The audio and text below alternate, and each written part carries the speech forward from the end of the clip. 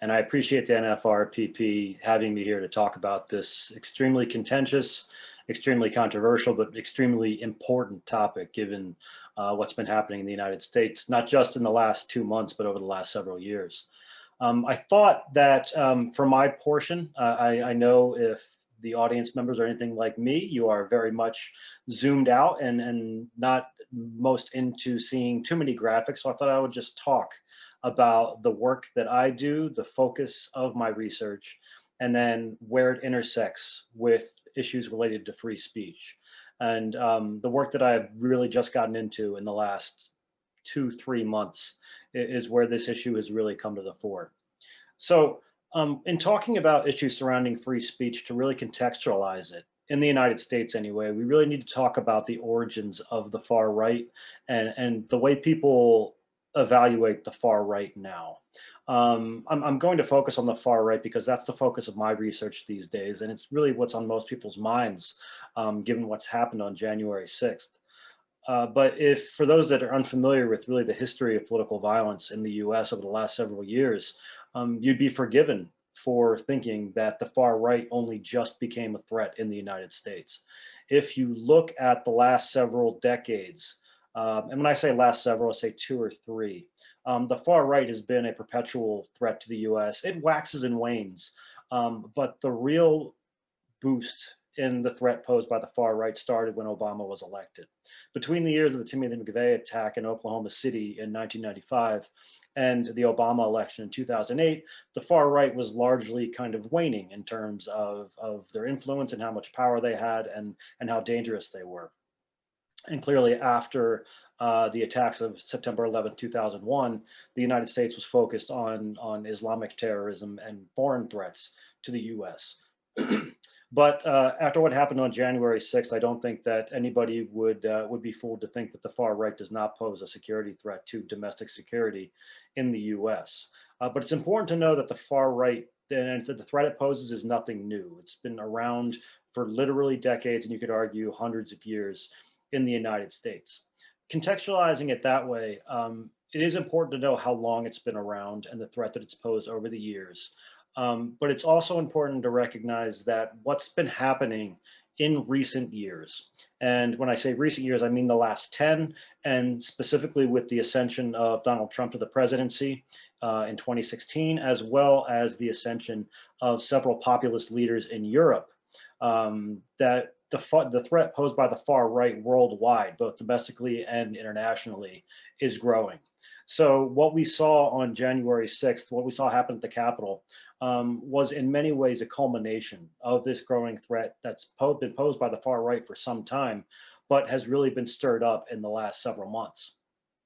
If we look at the data of the last 5 to 7 years as to how many attacks have been carried out by the far right relative to the far left, relative to Islamic terrorists, relative to single issue terrorists, the far right far outpaces any other type of ideology in terms of attacks. So to give you a specific example, the National Consortium for the Study of Terrorism and Responses to Terrorism outside of the University of Maryland, they gather data on attacks and individuals who have been arrested and have been found to adhere to radical ideologies. If we go back 4 years and look at the number of attacks by the far right relative to the far left, for example, the far right has carried out more than 3 times as many violent attacks as the far left. If we look at the number of individuals who've been arrested in the US and have been found to adhere to an extremist ideology per the FBI's definitions, again, the far right far outweighs any other ideology. In fact, there's another database that comes out of that research center where I think there are 2,200 individuals, give or take, in that database. Nearly half are to the far right, and it accounts for something like 6 or 7 ideologies. So when half of the individuals that have been arrested and prosecuted for extremist or terrorist related offenses are related to the far right, you know that you have a growing problem. And this problem, as I said, has really grown since Obama, and it's really burgeoned under the Trump administration. And we are now left with a grave threat to US security, one that I think will be around for some time. I believe they have come out of the woodwork and they're here to stay now. Now, with that background, that brings me to my current research. which is where the issues related to free speech come into play. So historically, I have looked at issues related to counter speech, ways to contradict terrorist propaganda, ways to keep people from buying into terrorist propaganda, and basically try to out-persuade terrorist groups. I still do a lot of that. That's the work that I do with the UN, the US government, the Home Office, a lot of European governments, is ways to try to protect vulnerable individuals from radicalization from terrorist propaganda. But in the Trump administration, a new kind of propaganda emerged. Not new in a sense that it's never happened before, but new in a sense that we started to recognize it as an actual phenomenon, not just in academia, but also among policymakers. This phenomenon is one in which individuals who have very large audiences, and this is definitely, it's definitely facilitated by social media and internet facilitated communication. When individuals have very, very large platforms on which they can talk, and their audiences are comprised of something like several million people, when they say things that are even implicitly violent, things like stand back and stand by, which is the famous example from the Trump administration. Or there are other examples. Steve King, a congressman from Iowa, often said things along the lines of, if there was another civil war, the South would be ready for it. We have 3 trillion bullets, is something that he tweeted. There was a state senator in Washington state, I believe, who published a manifesto related to US Christendom, arguing in the manifesto that the United States should be a purely Christian nation, and that those who refuse to allow this, that 10% of the males should be killed. So things that don't implicitly advocate telling people to go engage in violence, but it implicitly suggests either tacit support or support for people engaging in violence. When these sorts of things are said, they are not direct incitement in a sense that somebody is saying, go attack the Capitol building, go attack the state Capitol building, go kidnap the governor of Michigan. They don't say them outright, but they're implicit statements that offer tacit support for these things that have resulted in actual violence and lives lost. And that's where my research is now. This process is called stochastic terrorism. And the term stochastic comes out of statistics. And that means something that, although you can never predict when and where it will occur, it will reliably occur. So think of storm clouds rolling into your town. When you see storm clouds rolling in, you know lightning's going to strike somewhere and at some time, but you can never predict where. The idea is that when somebody with an audience of 88 million says something that implicitly advocates violence, with an audience that big, it's likely that at least one will take it as a direct meaning to engage in violence on their behalf. Interview data bears this out. Individuals who've been arrested for these extremist offenses have explicitly cited people like President Trump and others as having incited their behavior. Now, this is where people like Ron Perry may have more to say about this, because I'm by no means a legal scholar. My understanding about this process relates to the psychology of this kind of communication and how people interpret this communication in a way that makes them engage in violence. So what I'm trying to understand is the psychology of stochastic terrorism. How do these implicit statements drive people to engage in violence? And if they do they bear any responsibility for it? I have been accused by some on the far right of trying to stifle free speech, which is, there's nothing further from the truth. I'm a very staunch First Amendment advocate, but I do think it's very important to know that things that, even if they are legal to say, we need to know if they do produce violence and understand ways for contending with that threat, if not through legal means, then through other means. Not but by legal means, if not through the court system and things like that. If people can't be prosecuted for those things, are there ways that we can use social leverage or things along those lines to limit the threat posed by stochastic terrorism? And that's not an answer that I have. I've just started studying this, and I have no definitive answer, and I don't know if there is a definitive answer. And I think that's what discussions like tonight are going to help shed light on. Identifying where that line is, understanding when people step over that line, what happens to audience members psychologically, and understanding and contending with the threat posed by when people interpret them as calls to violence. So with that, I can turn it over to Ron to talk about the legal side, much smarter than me in that regard. And after that, I'd be happy to take any questions that anybody has. You're muted, Ron. Sorry, you would think after teaching for almost an entire year, I I would watch it.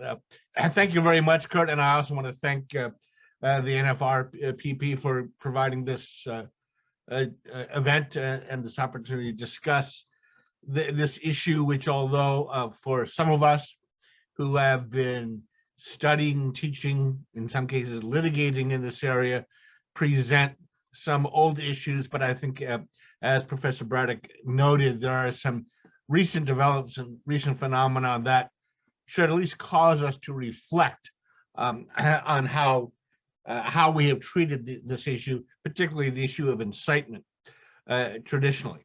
So as Rhoda mentioned, I'm although I should make clear I'm not speaking tonight as an official spokesman for the ACLU, but I am. I've been on the national board for many years, and I am fairly confident that what I'm about to say is not inconsistent with what a traditional civil libertarian organization like the ACLU would take on these matters. Let me first say that having listened to what Professor Braddock said, I'm not competent. I'm not in his field to judge him as an academic peer, but everything he said sounds absolutely true to me. That these words, although we may not be able to predict with the same type of causation analysis what words will trigger what type of response that we did in the past, it is, I think, undoubtedly true that words these days, hateful words, words that most people would call incitement, have immediate impact and cause harm. It would be, I think, at best naive to contend otherwise, that words themselves cannot have immediate harmful effects. Nevertheless, the ACLU and most traditional civil libertarian organizations have taken a very, very stark, and some say absolutist view. I wouldn't call it completely absolutist, but very stark view of what the law can do to regulate the types of harms that are being caused. You've all seen recent incidents in which, quite frankly, we've taken a lot of heat for that. The ACLU did represent the person who organized the initial Unite the Right rally in Charlottesville in 2017 that had such results. For those of you with long memories, it represented the Nazis. They're not even neo-Nazis. I think they were a Nazi group who wanted to march in Skokie, Illinois, which was at the time heavily populated with survivors of the Holocaust. And people asked then, and they ask now, how could we take such a position? How could we be so blind to the harm that such speech could cause, and indeed, certainly in hindsight, did cause? And of course, add to that the recent events, including that of January 6th. And a lot of people are questioning the traditional civil libertarian approach, which is that the law, at least, cannot provide the suitable, reliable, and appropriate barometer by which we can measure what speech to permit or not. Well, I mean, having dug myself that deep a hole, how am I going to get myself out of it? Obviously, having acknowledged that speech can, and our recent experience shows, does cause harm, predictable harm, we cannot really rely on the axiom, well, all speech is protected so long as it doesn't cause harm. If you're prepared to make that as the guiding principle, I would understand it, and it certainly has some basis in legal and philosophical principles. But I think these days, if you adopted that principle, you would thereby be justifying the type of restrictions on speech that probably none of us would find agreeable or acceptable. The real difficulty is if you are going to rely on the law to be the primary arbiter of what speech is permissible and what is not, is that one necessarily then has to construct some enforcement mechanism. If one is going to separate and trying to categorize speech in terms of permitted speech and impermissible speech, whether you call it hate speech, racist speech, incitement, however you want to characterize it, and say that is going to be our guiding principle, one necessarily then has to create an enforcement mechanism, which usually means some government entity, some government official, whose job it is will be to interpret, to determine whether the speech falls into the forbidden category. And I think better experience, historical experience shows the minute you do that, then you have created a construct in which the remedy becomes, frankly, much worse than the symptoms it is trying to treat, even though the symptoms in this case are quite serious indeed. If people ask in Charlottesville, well, it was clear that they were going to spew hateful speech. So why couldn't you have drawn the line there? Isn't there a way to draw the line? The way to draw the line normally would be that some legislative body adopts a statute that's saying speech that is hateful, that incites enmity based on race or religion or other classification shall not be permitted, and then it has to appoint someone to be the judge of whether the speech falls in that category or not. It is inevitable, it is unavoidable that whoever is appointed to make that decision making will be affected by that person's own perspectives. And so if when we often do get asked, well, the ACLU can certainly tell the difference, which in a way is very complimentary. Yes, we think we could too, but no state legislature is going to appoint the ACLU as the arbiter of permitted speech. It's going to vest it in some official, perhaps an elected official. So until January 20th, the highest elected official was Donald Trump, so he could be the judge ultimately of what speech fell within the category or not.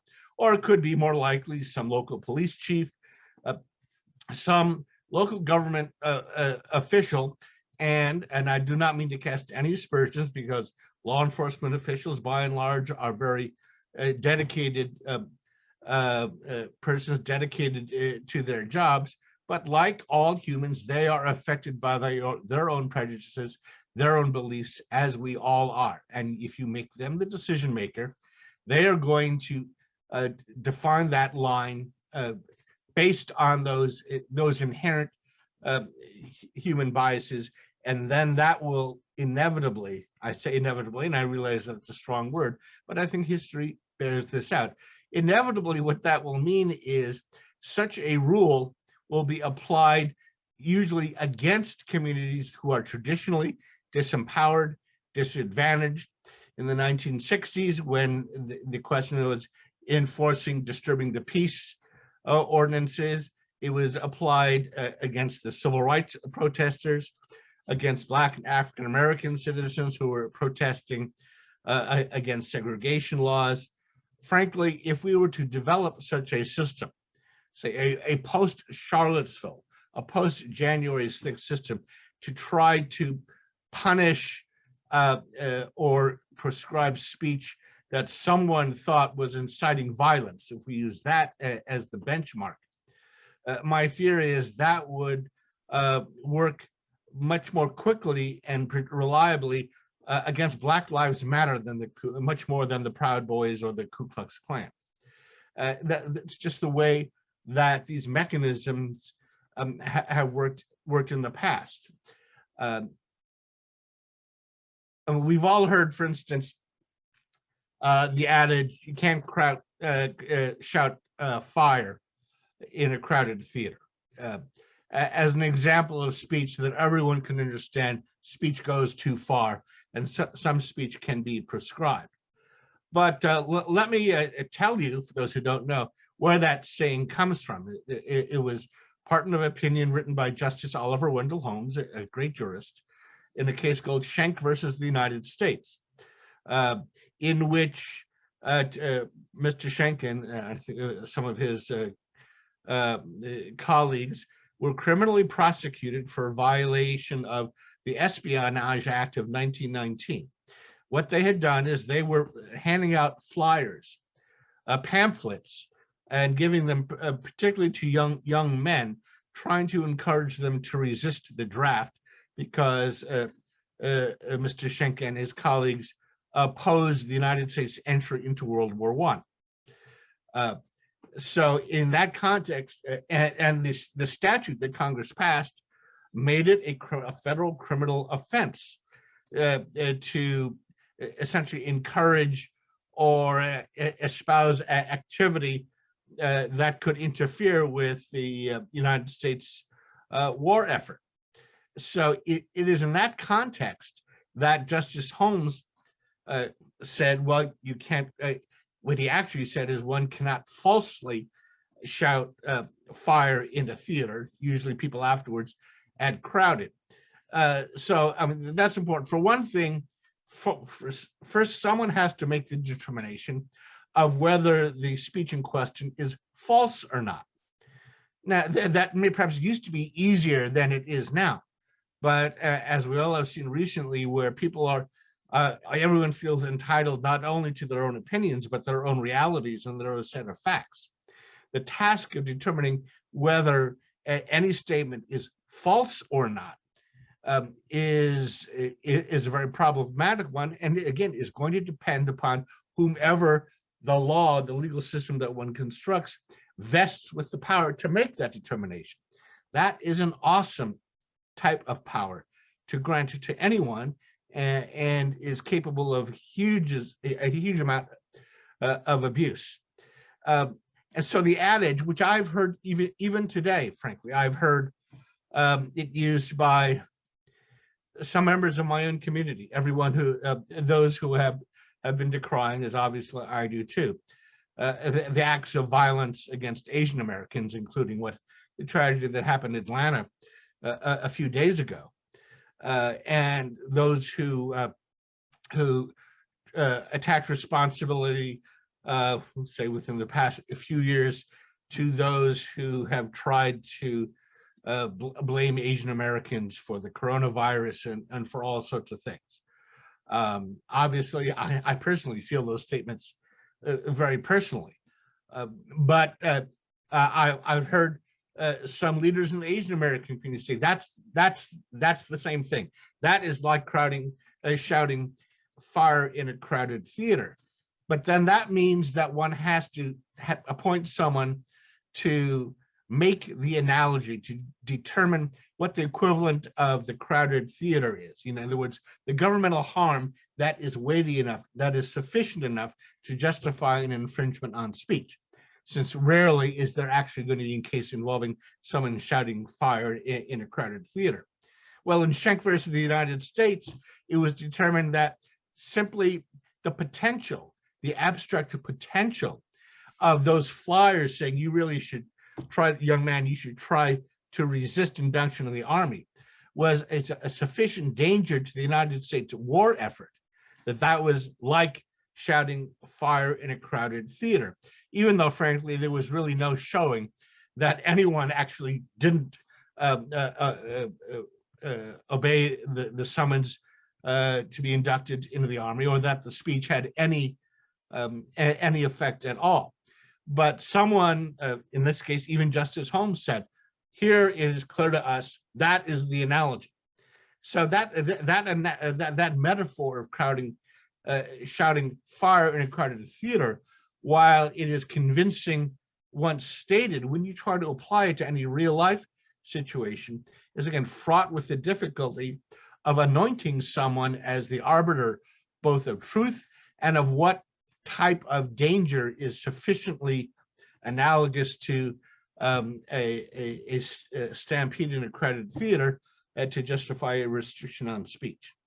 I and a lot of other civil libertarians say that is a task that simply cannot be done reliably. Since then, the US Supreme Court has greatly narrowed the definition of what is considered indictment. The standard case is Brandenburg versus Ohio, which in fact is an ACLU case, which in order to find something to be incitement, it really has to meet a much narrower test than the one that was suggested by Justice Holmes. Incitement, not only the speaker not only has to intend to provoke violence, that violence must be imminent. It can't be some speculative violence that might occur in the future. It has to be really about to happen now, and it also has to be a very likely to happen. So the actual speech that was involved in Schenck, I'm fairly certain would have met the test. Handing out pamphlets, leading to any significant problems with the U.S. Applying the draft was wholly speculative, and the causal chain just wasn't there. And so even these days, even speech that has suggested in general the desirability of engaging in violence has generally found to be insufficient. It has to not only be inciting violence, but has to be inciting violence now, here and now, and not. And also, there has to be objectively a high likelihood that it's actually going to happen. So obviously, 2 months ago, everyone was asking, is what President Trump said on January 6th, does that meet incitement? And with, obviously with grave personal hesitation and reservations, a lot of us said under the traditional tests, no, even though we deplored what he said, and we could probably say, what happened was very, very reasonably predictable. Did it meet the traditional tests of incitement? Very possibly not. What that also means, however, and this is where I think I'm also picking up on something that Professor Braddock said, these rules were really developed under a set of facts that may not be up to date anymore. They were dealing with in-person protests or rallies, or someone with a megaphone might literally say, "I want you to go riot right now," and said it with clarity. What these rules of law really have not taken any account for, and which the court may ultimately have to deal with, is social media, the internet, and the ways in which speech, in which even though people are disconnected in time and space, people can be provoked, incited by this new type of stimulus. And as Professor Braddock said, as a matter of statistics, you can probably say with great reliability that it will lead to violence, but it might not meet the traditional tests of imminence and likelihood when those tests were developed to deal with literally gathering in the park and inciting violence. So I guess let me close my initial remarks saying this. It does not bring me any joy to say that in this case, I don't think I could at this point change my position that the law simply cannot intervene, except even in the very narrow confines of the tests that the Supreme Court has adopted after Brandenburg. Even those tests are capable of abuse, but we've learned how to deal with that.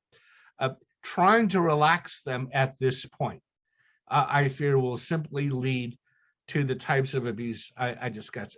Right now, even you look at the newspapers today, what types of protests are receiving much more attention and from law enforcement?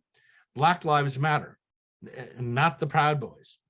And it is that type of inherent prejudice against the anti-establishment forces from traditionally disempowered, disenfranchised communities that I feel will inevitably happen if we loosen the spigot a little bit doctrinally and allow the law to make judgments about what speech is hateful and what is not. As tempting as it might be in the here and now, I'm afraid it will inevitably lead to a result that I think a lot of us would find to be disagreeable.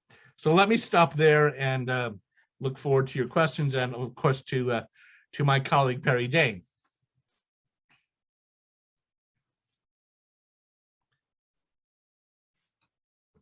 Okay, so well, thank you very much, and thank you both of you for your incredibly helpful presentations. My role here is just to get the conversation going, and I'm going to, depending on how much time I have, I'm going to start off with a question for Kurt, and then a question for Ron, and then if there's some time left, maybe a question for both of you. So my question for Kurt is in some sense a factual one, which is, what do you mean by the far right? I mean, it's this sort of interesting phenomenon that we've seen. You might be tempted to define it ideologically, sort of take what we normally think of as the quote right and just push it to extremes.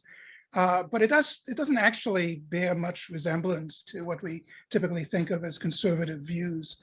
And in any event, its ideology has, of the sort of movement, has been fluid in all sorts of ways. There's clearly a racist, anti-Semitic strain in it. But I'm always startled by how many persons, at least a smattering of persons of color, and God help me, Jews, who are actually involved in these groups and even in leadership positions. January 6th itself seemed to be as much a sort of orgiastic mob of idol worshippers as anything else. It was like dancing around the golden calf, except that they were using violence. Well, actually, the folks dancing on the golden calf were using violence too. So the factual question is, how do you define the far right from the point of view of your research? And would that then help us think about how to counter it if we had a better sense of exactly what we were talking about? Yeah, somebody asked this in the chat, and I actually responded in there as well. It's a great question, and terrorism researchers love haggling over definitions because they're critical. When I talk about the far right, and I'm using it almost flippantly here, whether it's the far right, the far left, or far anywhere, any ideology, my consideration of what constitutes extreme or far are those individuals who support the use of violence, advocate the use of violence for the sake of a right wing, left wing, whatever kind of goal. That's where the line is for me. As I said in the chat, I didn't say as much as this, but I mean, there are beliefs that I find absolutely abhorrent: neo-Nazism, white supremacism, QAnon, whatever they believe this week, whatever kind of ideology there is. For me, in this country, we have a right to believe whatever we want to. But when it goes over the line, for me, is the point, and it becomes far or extreme, is when that ideology supports the use of violence against some other group or some other group of individuals. So my work centers on the prevention of violence through the countering of speech that advocates for violence or supports the use of violence, which is why this topic is so difficult to contend with for myself as a researcher, because as Ron really eloquently put it, there are significant rules that are guidelines that tell us what incitement is versus what it's not. But also in the age of social media, kind of those lines are blurred a little bit. I mean, if we look at what Donald Trump said on January 6th when he was out in front of the crowd, it wouldn't meet the legal term for incitement, wouldn't meet legal boundaries for whatever we think incitement is. But he'd also been cultivating what he was going to say there for 2 months over social media. So it was almost as though they were already brought to a boil. So is there less threshold there? But for me, regardless, what I consider to be extreme and extreme language, whether we call it far, extreme, radical, it's that language or that activity that supports the use of violence against a perceived enemy for an ideological, religious, or political goal. Then how does counter speech target that particular tendency? I mean, I know with some extremist movements, there are strategies for countering them. One way of dealing with Islamists is to explain to them methodically how they're un-Islamic, right? How do you counter the American far right when you're defining it not so much by what it believes, but by what it's willing to do? Well, there are a few ways that I've studied. The strategy that I'm studying right now is something called attitudinal inoculation. And this really has the people who are critics, and when I say the people, I mean, neo-Nazis, are critics of my research. They think that I'm trying to do mind control or things like that. But what inoculation is providing somebody with the information and the psychological tools they need to resist messages that advocate the use of violence. So, for example, I might go to, let's just say, a classroom, because this works best if you are dealing with individuals who haven't been steeped in the ideology yet.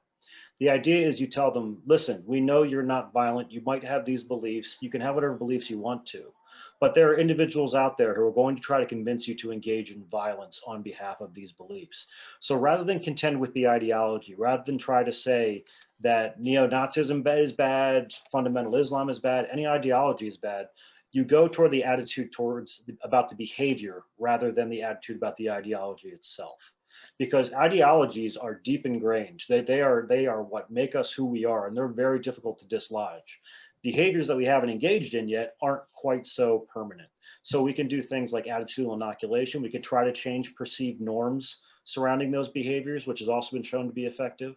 So it's all about trying to affect the attitudes and the beliefs surrounding the behavior they're at risk for engaging in, rather than the belief system itself that might underpin that behavior.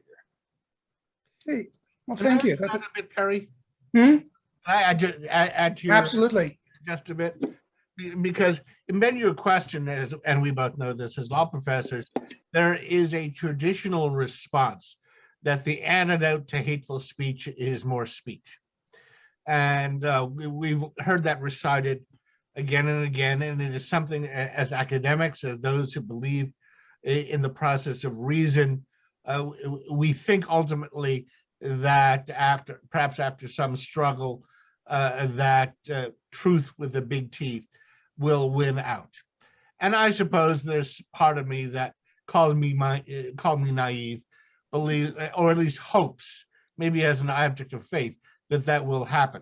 But I would not, as a lawyer now, use that to justify the very strict interpretation of the First Amendment that I espouse regularly. I think it has frankly become a completely unsatisfying response, simply because of the complete disconnect in the way different factions now talk to each other, where you don't even have any common vocabulary by which you could even frame your disagreement.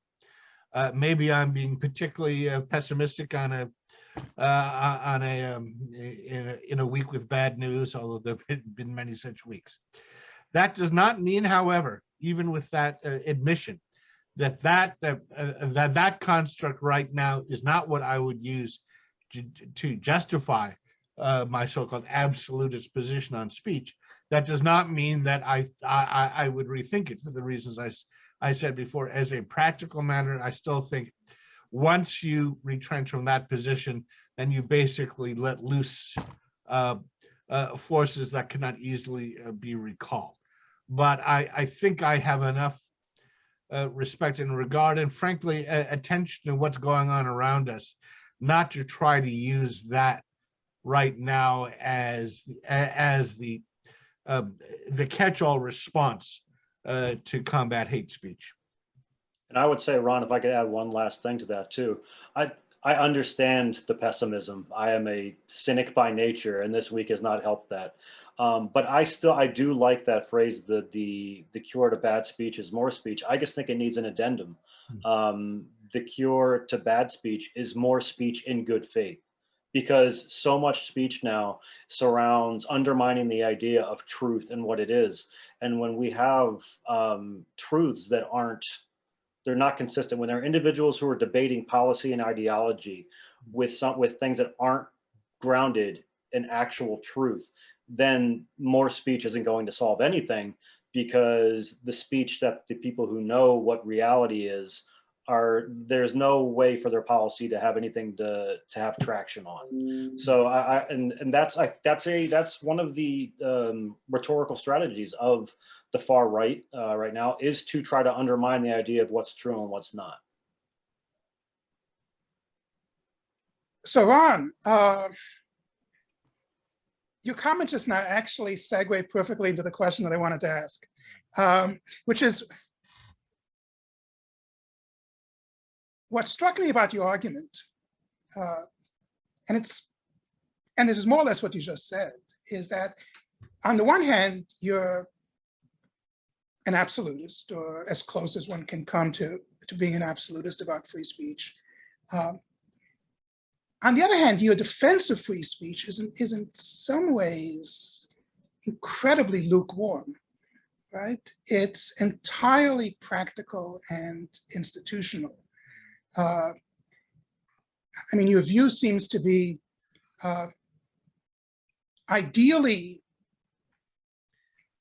if we had some computer that we could program in absolute good faith to do this for us, we would restrict a lot of this speech. But we don't have that computer, and we just can't trust the government to do it, which is very different from a lot of the traditional defenses of free speech. A lot of those traditional defenses either said, well, there's a lot of speech we might not like, but which actually has worth. You know, Lady Chatterley's Lover was great literature. You know, people might have wanted to censor it, but it was great. Or another defense is even bad speech. It's not so much that it will lose in the marketplace of ideas, but that it will help us think through our own views. I mean that's an argument going back to John Milton. You know, that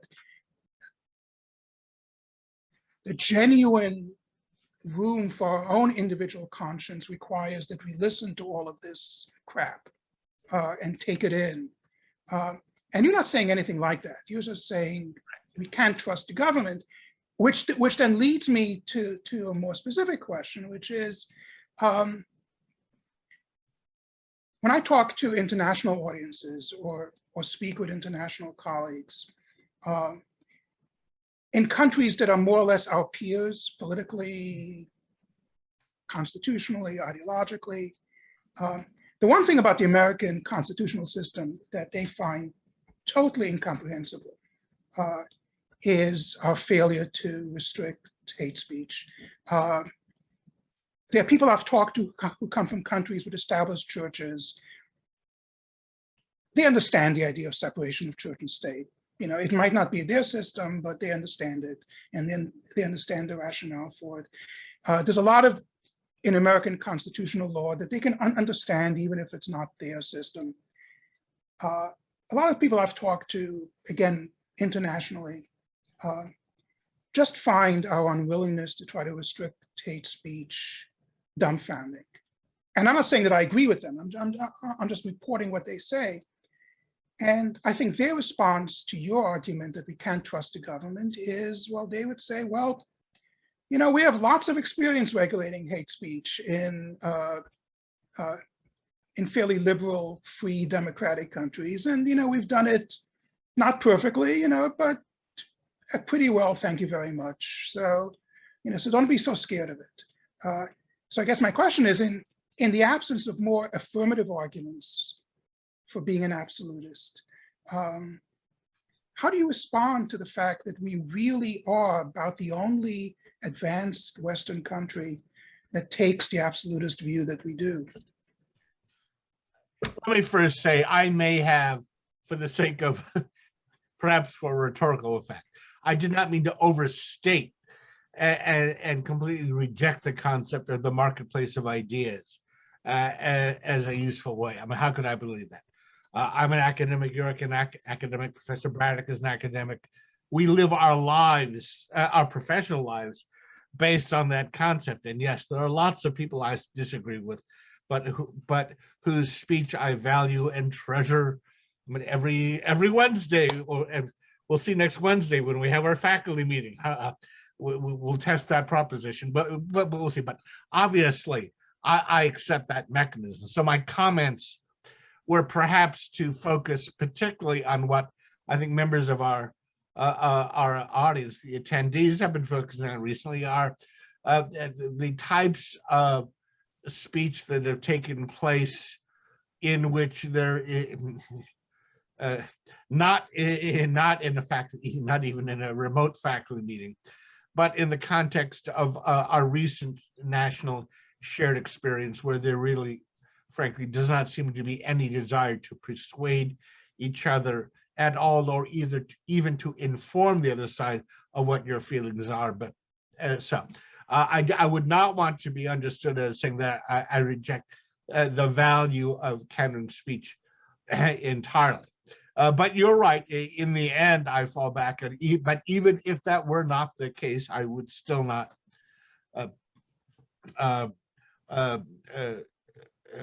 legitimate any governmentally enforced, any legally enforceable mechanism to regulate hate speech. Perhaps my position is outdated. I mean, you obviously referenced the experience of other nations. Every nation does have its own narrative. Our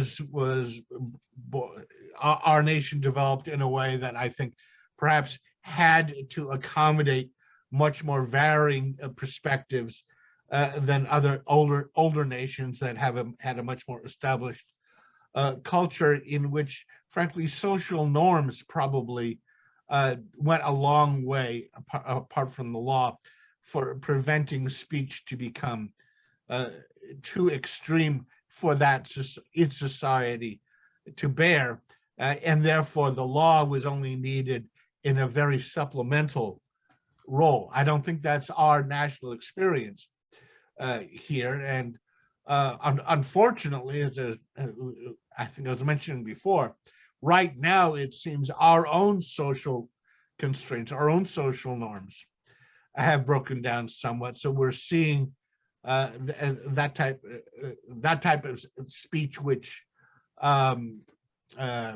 would otherwise have been prohibited not by any legal construct, but by simply by people exercising some self-restraint, refocused by frankly peer pressure, and we're seeing that, at least for the moment, breaking down.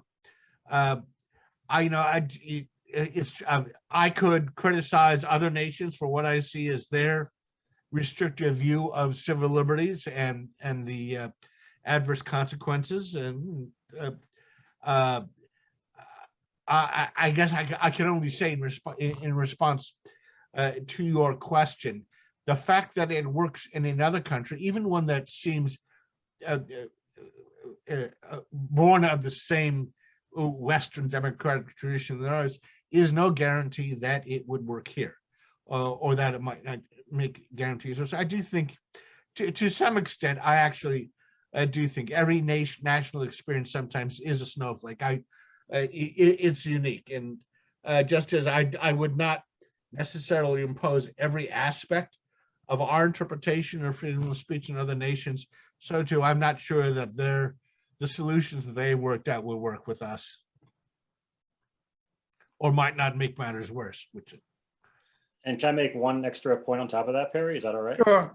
Yeah, very quickly, this issue surrounding culture is important with respect to counter speech as well. Somebody had a great question about, well, basically, what do we do when there are so many people who are actively buying into things like the big lie about the election? And in places like the United States, which is probably the most individualistic culture in the world. When I say that, I don't mean selfish. I mean, we value our own autonomy. We value our rights to make our own decisions. And when we think somebody else is influencing our decisions, we have a natural inclination to push back. Other Western cultures have the same inclination: Britain, Germany, France, but the US is at the top of that list. One thing I think we can do is to kind of show how the sausage is made and show them don't tell them that they're being persuaded in a bad way, but show them exactly how it's happening.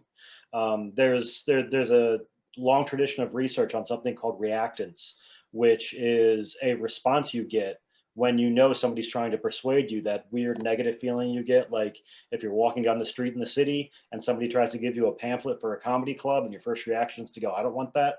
That's psychological reactance. You don't want somebody making their own decisions for you. So the research I'm doing right now shows that if you use certain strategic communication strategies that arouse this reactance response, people get angry at the group trying to persuade them. So I think this is an avenue that we can look into that's almost like taking the back door. Instead of trying to tackle the ideology head on and try to tell them that what they're being told is wrong, show them how they're being persuaded and how they're being taken advantage of. People will be much more responsive if they think that you are coming at them as almost being a victim themselves rather than a perpetrator.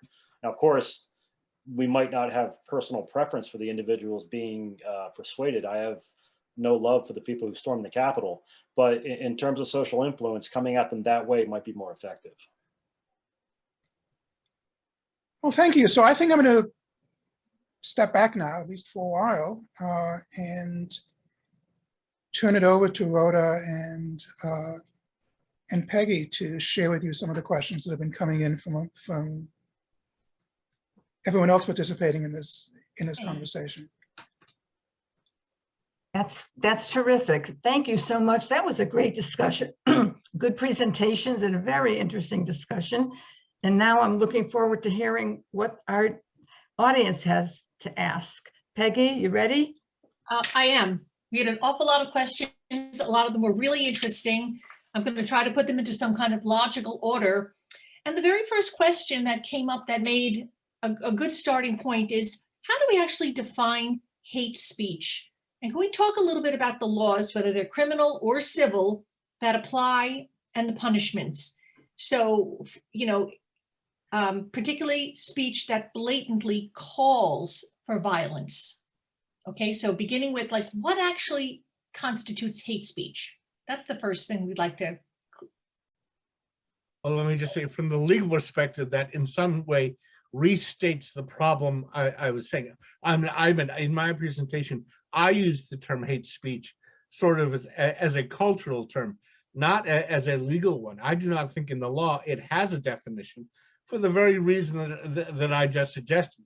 That would mean someone is out there defining what the line is between hate speech and non-hateful speech. The few times in which it has been tried, recently, in fact, the US Supreme Court, frankly, led by our more conservative justices, the more recent appointees, let's put it that way, have actually been reinforcing the inability and the unconstitutionality of trying to define hateful and therefore prescribable speech or racist speech. I mean, there's a slight difference. Hate speech is very often defined as either racist or a speech that is intended to malign or disparage someone else based on their race or ethnicity or gender or what have you. Incitement to violence, of course, there are some tests that do try to call those out, but as I said, the tests are very, very demanding. I mean, the example, it's a completely different scenario. The recent case in which Congress passed in the trademark law had a provision that refused trademark protection to any proposed trademark that disparaged or raised enmity against someone based on race, etc. And someone named Simon Tam, who I've actually met, I've done presentations with, wanted to trademark the name The Slants for his rock band. He's Asian American. The trademark office thought that disparaged Asian Americans. He said, well, I'm Asian American. I'm trying to reclaim the word out of ignominy. And then, so the debate is on. Was that hateful speech or not? And who's going to decide? Some trademark examiner in the trademark office? No disrespect, but that's not what he gets paid for. But that's what it ended up being. And the US Supreme Court said, no, we're out of this business. Right. That statute was struck down as unconstitutional because it was attempting essentially to impose viewpoint-based discrimination in the guise of trying to separate out racist or otherwise hateful speech. So attempts by legislators to define hate speech have recently been met with a singular lack of success. I guess this is almost a question for Ron, because this is a question too. Like, where I do not have a workable knowledge of the law. I know not to jaywalk in front of a cop. That's about it. But in terms of hate speech, where does it come into? And what is the speech called when a crime goes from just being a crime to a hate crime? Because I mean, I've heard that you can, like, if you beat somebody up in the street, it's assault and battery. If you use slurs while you're doing it, it becomes a hate crime. There is a distinction which the law makes between hate speech and a hate crime. Mm-hmm. Hate crime is something that is independently illegal: assault, theft, robbery. But you select your victim because of the victim's ethnicity. That, it has been held, you can do that. In other words, if you've done something illegal and you did it and you chose your victim because he was Asian or African American, that can be an enhanced offense. But that is very different from simply saying hateful things up to and including the N-word, which is speech, but which is just that speech, and does not involve any independently illegal conduct. So that would be the usual distinction. Yeah, I'm just thinking in terms of when people do engage in these attacks and they say slurs while they do it. It's the slurs it's just interesting. The slurs themselves, not illegal, but they serve as an indicator to prosecute the crime as a hate crime. Right. And it's not the use of the words themselves, but it is at least persuasive evidence that I'm picking this victim because of his race, ethnicity, or membership in some other protected class. Right. While I am doing something else that is uncontroversially illegal, like assaulting him or robbing him or her. Okay, so this is interesting because it kind of leads me to another question, maybe about extremist conversations, but and Kurt, you might answer this, but how would you characterize speech related to the behaviors of the far right versus the far left? Is there a discernible difference? Is it possibly that culturally we are far more relaxed about statements coming from the far left? We tend to not find them quite as falling into the category of hate speech or not? Yeah, I think that we're very contextually bound as a people, and just humans are contextually bound. Right now, we are very highly attuned to the far right because of what happened on January 6th. I'm finally attuned to the far right because I've been watching the activity of the far right for the last 5 years. And when somebody asked that question earlier, if I'm trying to define language as being indicative of supportive for violence, if it's far right or far left, that's not ideological. We can identify whether something is promoting violence without even considering whether it is in support of the far right or the far left, or animal rights activists or earth rights activists or anti-abortion activists. I hate to say it's a benefit of doing this kind of work, but being an academic, you have to try to take an objective point of view to it. And you can do that when you look at the outcomes of the actual speech and what they incite, rather than worry about what the ideology is. So again, the neo-Nazis hate me because that's what I'm studying right now, and that's what I'm trying to stop is right-wing violence. But if it were left-wing terrorists that were the bigger threat right now, then that's the direction I would look. For me, it's all about the effects and those who are the biggest threat to U.S. security. And ideology to me doesn't matter. It's the same, whatever ideology is saying something. That said, the person who asked that question, they infer a great point in that we look at the shiny thing that's in front of us right now. And in 5 years, it might not be the far right. It might be something else. Right. Okay, very interesting. Okay, now we're going to switch to another area about the limits of free speech. So if you're not allowed to sell a product using false statements and giving it false attributes, why can't that be generalized to political speech? So for example, Trump's claims about having won the election and et cetera. And of course, we saw the impact of all of that. Is there a reason why we cannot prevent serious political lies in terms of no longer being fair free speech? Again, so long as you're willing to appoint me as the ultimate arbiter of truth, suitably compensated for that role, everything would be fine. And everyone who would accept that system, I guess we could end that discussion. Yeah, I mean, there is, for one, there is the traditional distinction made in First Amendment law between conduct and speech. Selling a product might fall under the conduct. It also falls into another exception for commercial speech, which has its ebbs and flows as well, which is not given quite the same type of protection. Consumer protection, does your food product actually contain gluten? You said it doesn't. It does. There is at least the assumption that there are certainly objectively provable or disprovable facts that are not subject to reasonable debate. The assumption is, however, that political opinions cannot be established as right or wrong or false or not, and any attempt at even trying to adopt that type of mechanism is going to make matters worse and impinge on freedom. Whether the American Rescue Act should be passed or not, whether it's good, whether Obamacare is good policy or not, obviously would traditionally be things in which certainly the courts would say, the courts are certainly not competent to judge what is false or not, or true or not, as to any assertions made in expressions of politics, or political or policy statements. Now, whether that separation, whether that demarcation is going to hold up, again, a lot of these traditional definitional separations between fact versus opinion, conduct versus speech, are being tested every day in our current reality. The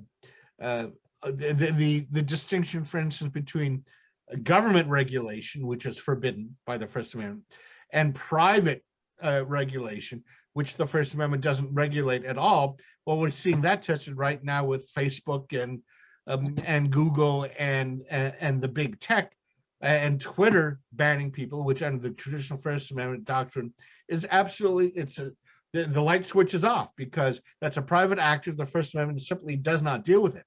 Does that have implications for freedom of expression? Of course it does, but right now, because we make that perhaps overly simplistic distinction, the law right now is simply not set up to regulate, tell Twitter, you can't do that to President Trump, the way you could do that if Twitter were a government actor. There are also, oh, sorry, go ahead, Perry.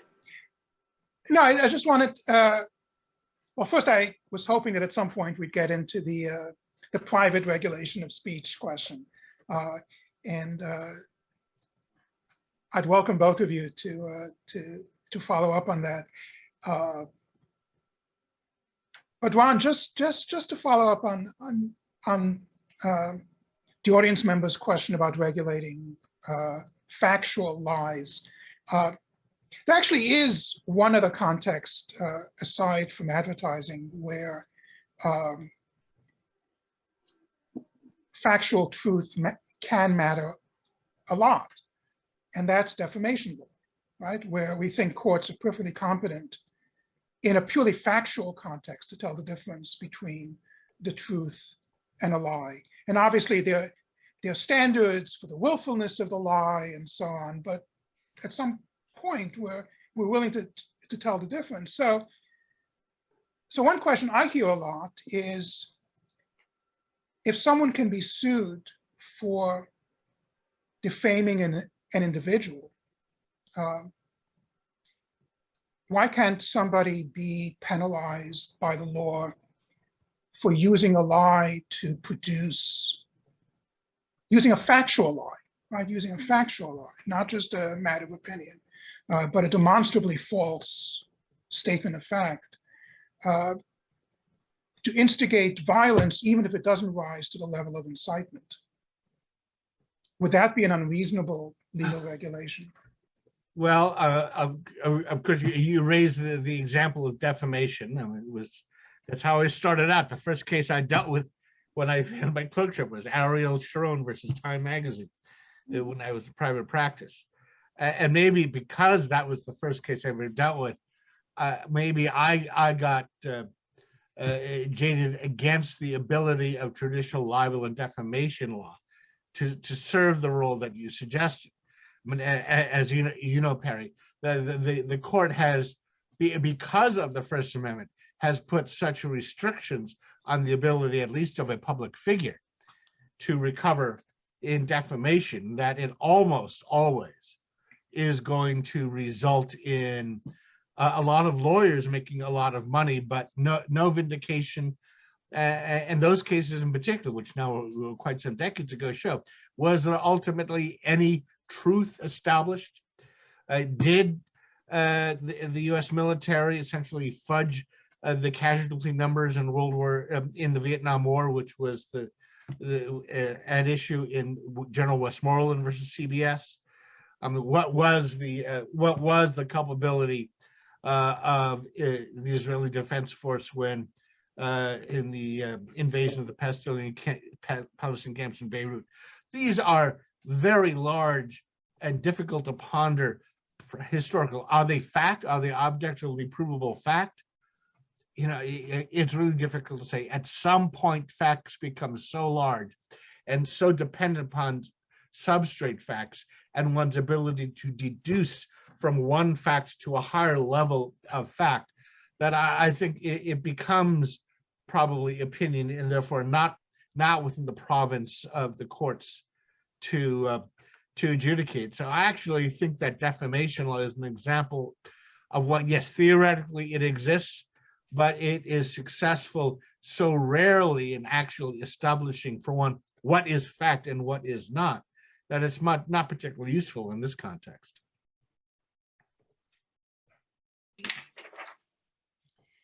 Okay, so a lot of this discussion is covering many of the questions we've had.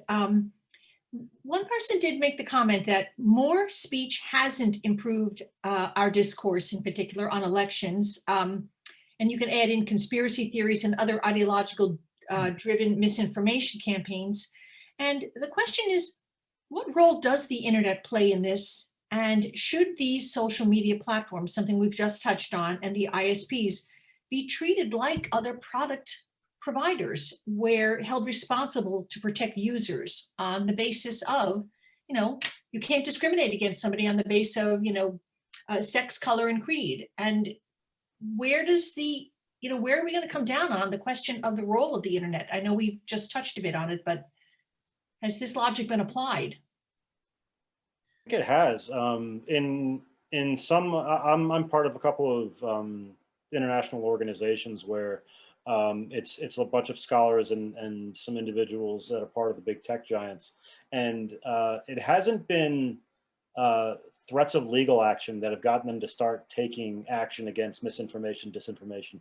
It's been pressure from the user base and the threat of losing those users. So I think it's another example of how, where, like Ron says, sometimes the law is just not set up for these kinds of questions, but there are other points of leverage that can be used for the tamping down on things like disinformation.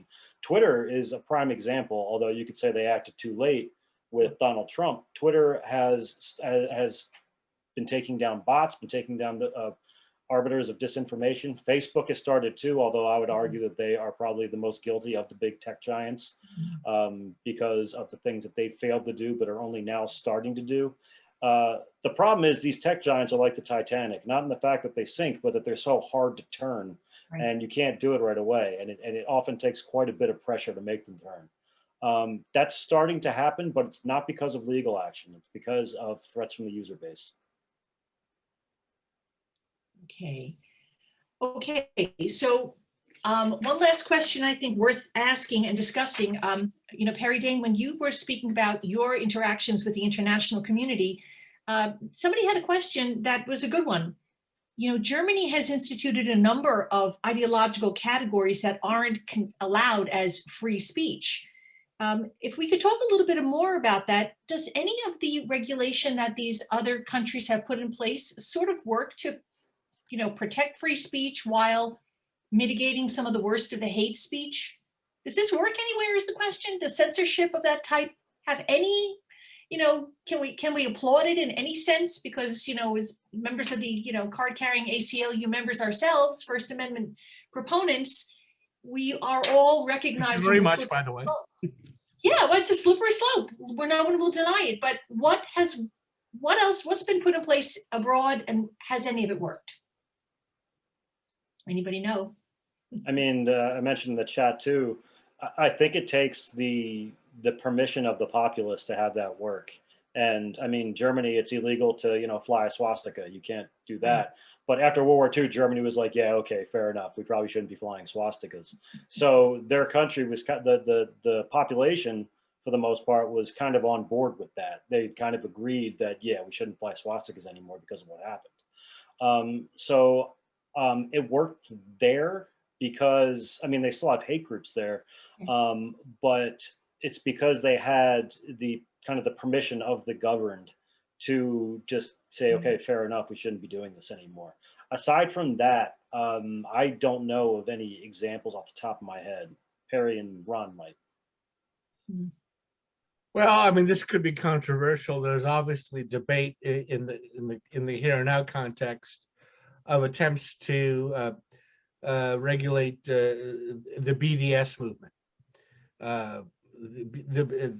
the boycott, divest, sanction against institutions having their base in Israel, and then the counter movement that some American legislators have tried to adopt to sanction those who engaged in BDS, and back and forth.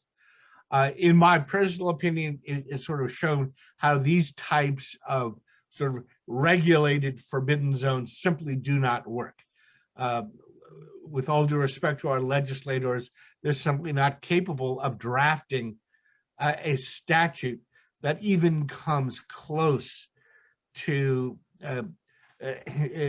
simulating the very real political controversy and discourse that comes out of that. And I think, as Kurt mentioned, if the regulation strays too far from what a great consensus of the nation's society deemed to be acceptable anyway, and if it strays into an area that is a matter of political controversy, then any attempts to constrain it through artificial legal means is just going to fail miserably, and in the US probably would fail legally too.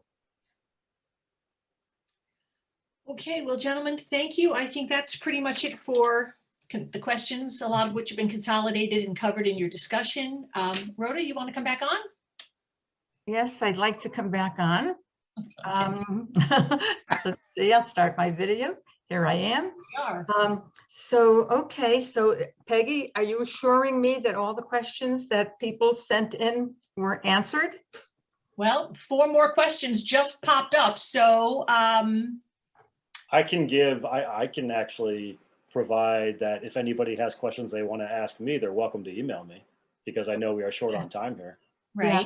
Well, we're not totally short on time, but let's go for a few more questions. Okay, so here's an interesting question. You know, sometimes people, an earlier question had referenced somebody who's a very conservative academic. And many people, of course, today are harshly critical of some of this person's writings. And in general, is there a way to have a constructive conversation about free speech for people who are in academia, and then again for people who are not? Because, you know, it's a very interesting question how today many people in academia are suffering under, you know, the biases, or they're being charged with biases, and they're really, their careers are definitely under threat for them being perceived as too one or the other. And then how do we talk about this for people who are not in academia? Maybe it's journalists or other political pundits. But I'd really like to start myself personally with how academics, we should be dealing with people in academia and really truly rights of free speech and the value of their research. Ron, you look like you're chomping at the bit. Do you want to go first? Yeah, you look happy to answer this one. I'm actually sort of on the internal working group in Rutgers that deals with this, and we've been sort of crossing our fingers that this issue hasn't come up at least at Rutgers that we know about, at least this year. But yeah, you're right. It has come up in some other areas in context that I personally find very, very, very disturbing. On the other hand, let's face it, there's some of my professional colleagues who have not exhibited good judgment, particularly in the way they deal with students. I think we do bear at least a moral responsibility to discuss even controversial matters in our area. I feel that personal responsibility with at least a degree of sensitivity that does not unnecessarily emotionally traumatize my students. But those are limitations I try to impose upon myself. I mean, I think you're right. I've seen instances where I think have been violations of academic freedom, and I hope I certainly hope not to be at the receiving end of one of those. I think that, I mean, coming out of a school of communication, working in a school of communication, I mean, I'm not a rhetorician by any stretch of the imagination, and I consider myself a social scientist, but I was trained alongside rhetoricians. And I think the answer to this, everybody talks about common ground, and that's how we start the debates. But for me, it's not common ground. I don't think we need common ground. We don't have to come to an agreement on ideological issues. I think getting the conversation started and actually coming to some sort of conclusion, it involves, I mean, standard debate rules. There need to be ground rules about the way the discussion takes place. And I mean, in the simplest way there is, like, given the fact that there are dual realities right now, for a discussion to take place, the debaters on both sides need to agree to a common reality before that discussion can even start. So, I mean, you go back to old school, like high school debate, and you set ground rules, say what is, say what isn't. And that's the only way that debate can happen as far as I'm concerned at this point. I mean, it's no secret that everybody is extremely polarized now, but if you look at like social networks, like actual social networks of the like Facebook and things like that, the echo chambers that we're in are insane right now. So the only way that we can have these conversations is by finding common ground, by setting ground rules about the discussion itself, because I mean, people who debate in poor faith, they violate those rules. They violate the standard rules of debate. And if that's going to happen, then there can be no progress in terms of discussion or compromise. I mean, in some sense, we've sort of stumbled into the flip side of the problem that we started with. This is almost worth an entirely separate program, actually. So the problem we started with was how, if at all, do you deal with groups or expressions that seem to come to the very verge of creating the potential for actual violence, right? I mean, so Ron's point is we have to be incredibly careful about that. There's a line we call incitement, and if you don't cross that line, we just have to be incredibly cautious about trying to use the heavy arm of the state to regulate. But the starting point was the concern for real physical violence, right? I mean, you know, the insurrection at the Capitol. How do we keep that from happening again? What we've stumbled into, as I said, is sort of the converse problem, which is we're also living at a time when, in addition to the threat of real physical violence, there is, for better or worse, a particular focus on psychological harm, or alleged psychological harm, or perceived psychological harm. And this is something that we see very much on university campuses. The notion that students deserve a, quote, safe space, for example. And what's typically meant by that expression is not a space that is safe from physical attack, but a space that is safe from some sort of psychological offense. And then the question is, to what extent is that psychological offense sort of culturally generated? Are people sensitive now in a way that they wouldn't have been 20 years ago? I mean, there are debates, for example, about not the use of certain words, which I'm not going to use, right? Not the use of certain words, but the quotation of certain words, right? Does that cross the line? Does that endanger the quote, safe space of the community? And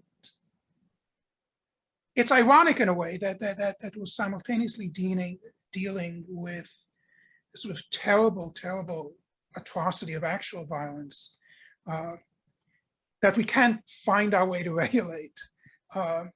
And the perception of psychological harm that in fact we regulate all the time, that universities regulate, that are regulated in all sorts of other contexts. So there's a sort of weird fracture in the way we deal with various dimensions of speech.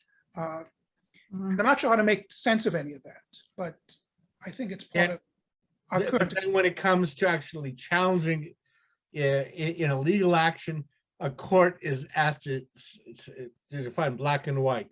This is permitted, this is not, and there's no gray zone in between. There's an interesting lawsuit that's going on right now, not involving academics, but involving lawyers, as the Pennsylvania Supreme Court passed a rule that would have made it professional misconduct for a lawyer to manifest bias or racism, for the laudable goal of purging the legal profession of the scourge of racism. Challenge was brought even before the regulation became effective, claiming that it was unconstitutional by a lawyer who works for the Foundation for Individual Rights and Education, who often gives First Amendment presentations, and who in the course of those presentations uses one of those words, not directing it to anyone, but as part of the presentation. The district judge declared that entire regulation unconstitutional on its face. It's going up now to the Court of Appeals, but I just feel a little bit. It's a little frustrating that the court. I'm not sure whether I agree with the decision or not in its current posture, but unfortunately, the court had to make a yes/no decision. When you litigate like that, there's not much weight for the court to have an in-between, and to allow for some types of self-regulation to soften the blows that a legal determination, that statute is unconstitutional, and it all goes out the window, which then leaves no restrictions, and not even at that point even self-imposed restrictions on use of words that I agree with, do very much cause psychological harm, which I think we have to take seriously as much as physical harm. Yeah, right. Yeah. So Peggy, how are we doing on the questions? I think the last few have been answered, and particularly the discussion about psychological damage. You know, the notion of that misinformation with the intent to redirect public behavior or to harm people, and it's very difficult. It's not a clear outright act of violence, but at what point does it cross the line of, into what we're going to call hate speech or speech that does bring harm to people? So been an interesting topic. So I guess we're going to come away with the notion that culturally, it all sort of depends, and it's a very much a case-by-case basis, unless you know, the whole notion of inciting to violence, it still requires the act of violence on the part of people, right? So we, as I, Rhoda and I talked about earlier, you are adults at the age of 18 and you are people of free will. And at what point do you make decisions for yourself to act, and, you know, speech aside? So it's a very interesting question. Okay, Very so- much so. Yeah, well, I'm going to urge the audience that if you do think of questions, please send them to info@nfrpp.org. We'll be glad to get you an answer. And at this point, I want to thank Ron Chen, Kurt Braddock, and Perry Dane for doing a great job and causing a lot of provocative thinking on the audience part, I'm sure, and certainly on my part. And thank you, Peggy, for doing an outstanding job of managing all the questions that were coming in. That was great. So thank you all. I wish we could applaud you and you could hear it, but I'm going to applaud you. We can do that. We can, Yeah. yes, we can. There's, Thank you so much. Thank you for And having me. for the audience still in the room, if you can please complete the survey we'll be sending out tomorrow, that would be very helpful. And we hope to see you at our April program. So thanks very much, everybody, and good night, and take care of yourselves. thank you. It was really Thanks very much. interesting. Thanks, Really Rhoda. Thanks, enjoyed Peggy. chatting with everybody. Bye-bye. Thank you.